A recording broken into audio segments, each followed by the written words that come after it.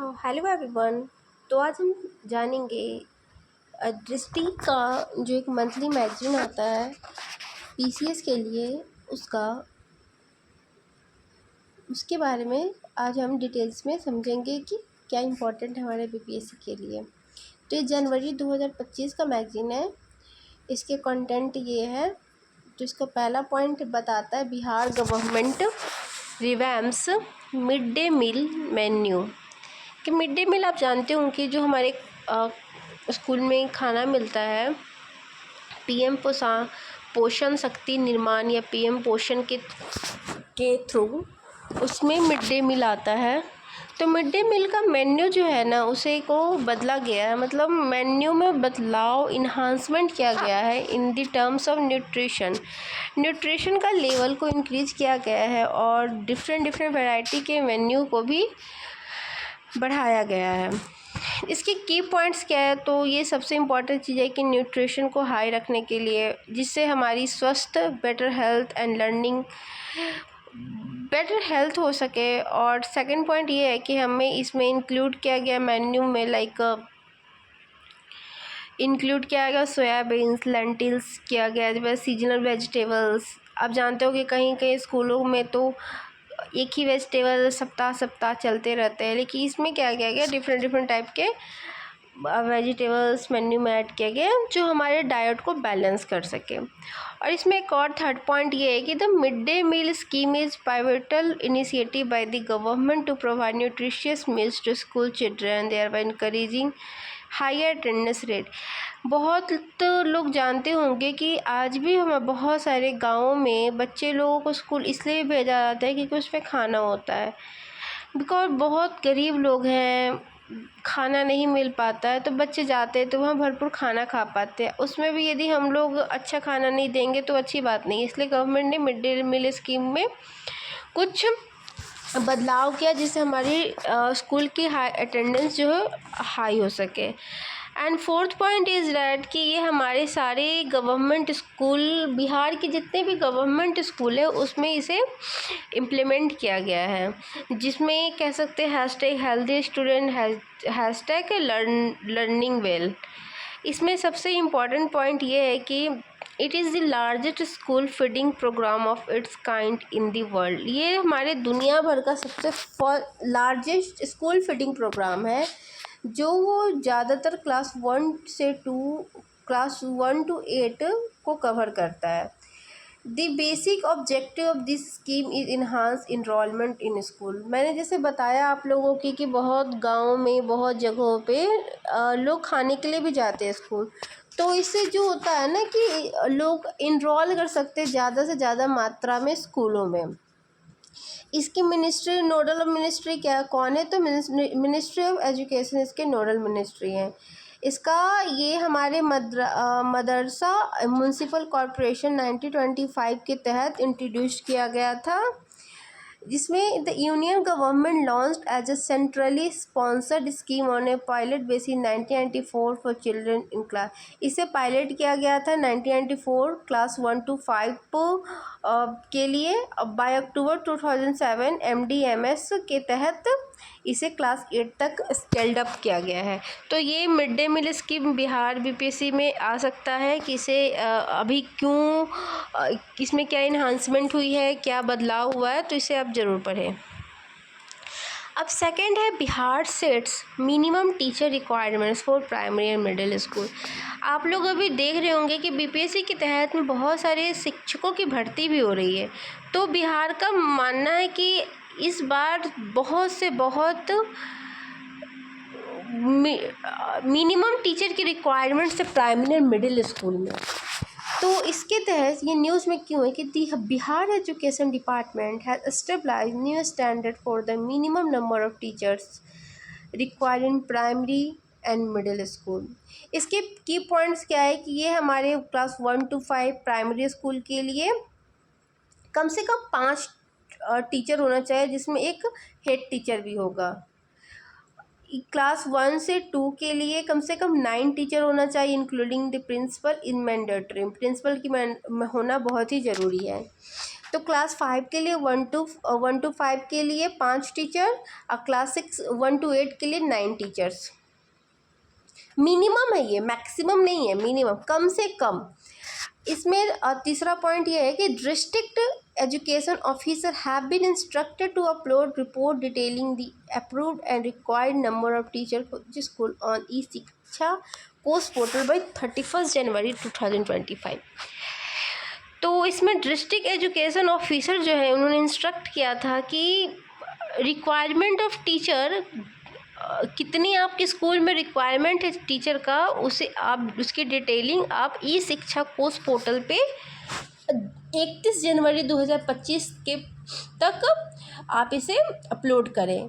तो आपसे एक क्वेश्चन पूछा जा सकता है, पोर्टल का नाम क्या था? इस पोर्टल का नाम था ई शिक्षा कोर्स। इसमें एक और बात बोला गया है कि the department emphasise that each teacher should have at least 1 dedicated classroom. एक टीचर को कम से कम एक डेडिकेटेड क्लासरूम दिया जाए। जैसे कि 1 से लेके 5 तक की क्लास है तो 5 कक्षा होगी, तो 5 कक्षा 5 टीचर कम से कम एक क्लास को तो डेडिकेटली संभाले। इसमें एक और बात ये है कि in primary school with student number ranging from 1 to 125 teachers are maintain. यदि किसी भी स्कूल में 120 कम से कम विद्यार्थियों की संख्याएं हैं तो 5 टीचर होना बहुत ही ज़रूरी है। For student numbers between 121 to 150 6 teacher. Additionally 40 student beyond 151 extra teacher will be appointed. 121 से 150 की संख्याएं होती है विद्यार्थियों की, तो कम से एक और 6 टीचर की संख्या हो जाएगी। लेकिन वो 40 टीचर और बढ़ जाते हैं, मतलब 150 से 190 हो जाते हैं, तो एक टीचर की संख्या बढ़ जाएगी। तो बच्चों की संख्या पे आधार करता है टीचर की संख्या आफ्टर 120। 101 से 120 तक 5 टीचर होना क्लास 1 to 5 के लिए बहुत ही ज़रूरी है। तो ये नंबर आ सकता है, तो आप इसे याद रखें। In classes 6 to 8 for student number up to 105 the staffing requirement are as follow. 1 teacher for science and mathematics. एक टीचर विज्ञान और गणित के लिए होनी चाहिए। एक टीचर सोशल स्टडीज़ के लिए होनी चाहिए। एक टीचर हिंदी के लिए होनी चाहिए और एक टीचर इंग्लिश के लिए होनी चाहिए। और एक इस प्रोविज़न में ये भी कहा गया कि Urdu and Sanskrit teacher needed है for every additional 35 student beyond 105 1 extra teacher will be. जैसे कि क्लास 6 to 8 के लिए 105 मिनिमम स्टूडेंट की बात कही गई है, जिस पे इतनी सारी टीचरों की भर्ती करवाई जाए।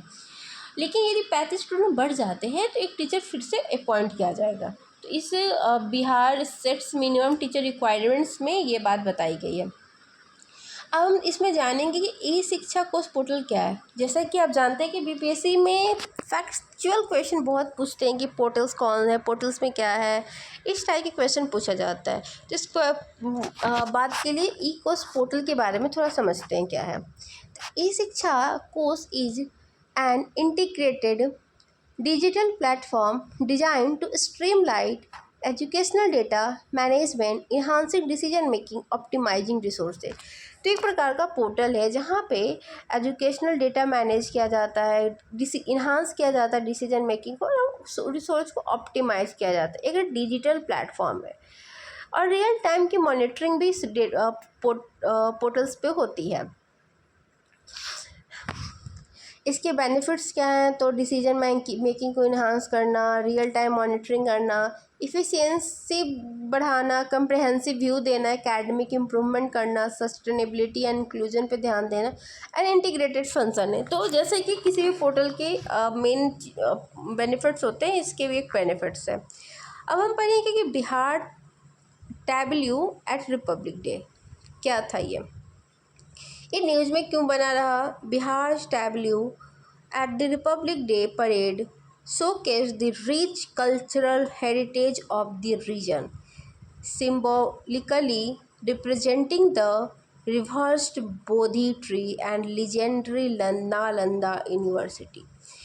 तो हमारे रिपब्लिक डे पर ये देखा गया कि बोधि ट्री को एंड नालंदा यूनिवर्सिटी को रिप्रेजेंट किया गया है इस डे पे। The display highlighted Bihar's historical identity as the land of Buddha and the centre of ancient wisdom. इसमें डिस्प्ले क्या किया गया था कि बिहार के जो बोधि ट्री है, नालंदा यूनिवर्सिटी, इसे डिस्प्ले किया गया था। इसके की पॉइंट्स क्या है, जैसे कि आप इस फोटो में देख सकते हो कि पीछे नालंदा विश्वविद्यालय और आगे में क्या है, तो महात्मा बुद्ध है, जो बिहार के हेरिटेज को बहुत ही अच्छे तरीके से दिखाया जा रहा है। अब इसके बारे में कुछ की पॉइंट्स से पढ़ेंगे। Bihar tableau made its presence at the 76th republic day parade on Kartavya path after a gap of 8 year. तो आपसे पूछा जा सकता है कि कितने सालों के बाद ये किया गया, तो 8 सालों के बाद किया गया है। कौन सा पाथ है, तो कर्तव्य पाथ।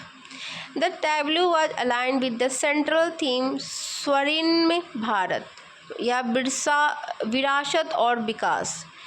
ये हम जानते हैं कि इसका थीम क्या था, तो द सेंट्रल थीम स्वर्णिम भारत, विरासत और विकास। ये बहुत इंपॉर्टेंट पॉइंट है कि इस बार का थीम क्या था, आपसे पूछा जा सकता है, तो इसे याद रखें। And stood out with ruins of ancient Nalanda University as the dominant element. The tableau featured an installation of a Lord Buddha statue in a meditative धर्म चक्र मुद्रा। आपसे ये भी पूछा जा सकता है कि लॉर्ड बुद्धा का जो प्रतिमा दिखाया गया है वो कौन सी मुद्रा में है, तो हम जानेंगे धर्म चक्र मुद्रा में लॉर्ड बुद्धा जो है। आप ये देख सकते हो इनकी जो हैंड का जो इनका मुंह बोल सकते कि जो तरीके से कि इन्होंने हाथ मोड़ के या दिखा रहे हैं, इसे धर्म चक्र मुद्रा बोलते हैं। तो ये इस बार धर्म चक्र मुद्रा जो मेडिटेटिव मुद्रा है, इसी से इसकी स्टैचू थी। The statue original location is at the घोड़ा कटोरा रिजर्वायर इन राजगीर। तो एक्चुअली में ये स्टैचू कहाँ पे है, तो राजगीर में है। कौन सा, घोड़ा कटोरा में, ठीक है। इस पॉइंट्स को आप रिमेंबर रखेंगे। अगली पॉइंट है कि Bihar tableau highlighted the state's tradition of knowledge and peace, emphasizing its historical identity as land of knowledge, salvation and peace.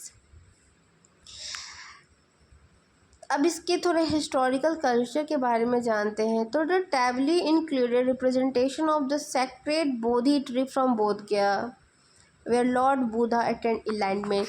तो बुद्धा जो हमारे गौतम बुद्ध थे उन्हें इलाइटमेंट कहाँ मिली थी, तो बोधि ट्री जो अभी के बोध गया में स्थित है वहाँ पे उन्हें इलाइटमेंट मिली थी। And the ancient ruins of Nalanda university established in 427 CE by emperor Kumar Gupta. आपसे ये भी क्वेश्चन पूछा जा सकता है कि नालंदा यूनिवर्सिटी कब एस्टेब्लिश हुई थी, तो 427 CE किसके द्वारा हुई थी, कुमार गुप्ता के द्वारा हुई थी।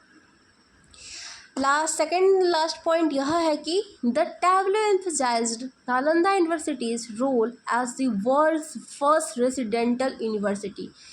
आप इसमें दिखाया गया था कि जो नालंदा यूनिवर्सिटी है, जो विश्व का, बिहार का नहीं, भारत का नहीं, विश्व का पहला रेसिडेंटल यूनिवर्सिटी था, which was a global hub for knowledge attracting scholars from China, Korea, Japan, Tibet and beyond।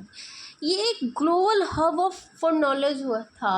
आप जानते हो कि नालंदा विश्वविद्यालय, उस टाइम का नालंदा विश्वविद्यालय की जो प्रतिमा थी, जो उसकी बात थी, वो इतनी महत्वपूर्ण थी, इतनी वहाँ पर हब था, नॉलेज का हब था, लाइब्रेरी, इतनी किताबें रखी हुई थी जिसे जला दिया जाता है बाद में।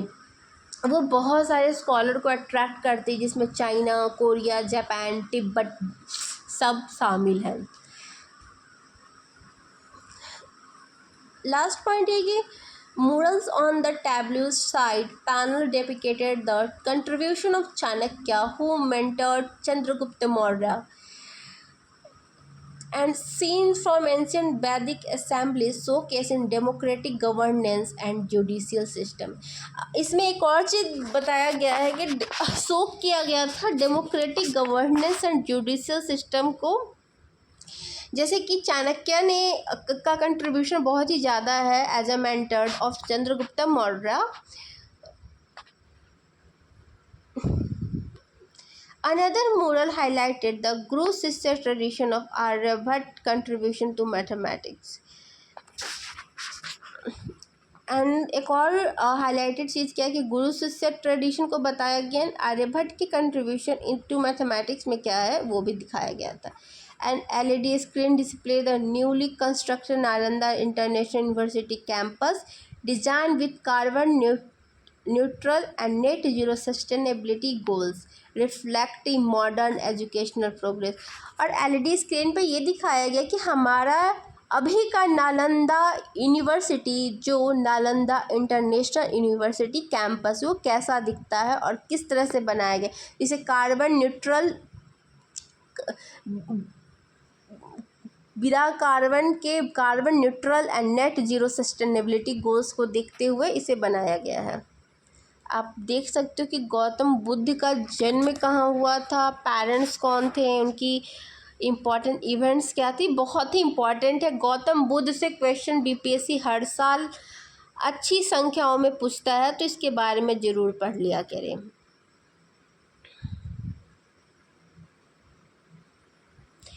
लोगों को ये बिलीव किया जाता है कि ये गौतम बुद्ध जो थे वो हमारे लॉर्ड विष्णु के 10वें अवतार थे। 10 अवतार।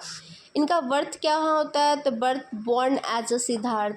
गौतम बुद्ध तो बाद में गौतम बुद्ध बने, पहले वो सिद्धार्थ थे। बर्थ प्लेस कहाँ क्या था, तो लुम्बिनी नेपाल में अभी जो है नियर कपिलवस्तु में इनकी जन्म हुई थी। फादर का नाम कौन थे, तो रूलर थे हम कपिलवस्तु के, headed by Shakya republican clan. Mother princess from Koshalan dynasty. आपको पता होगा बुद्ध की माँ जो होती है मर जाती है।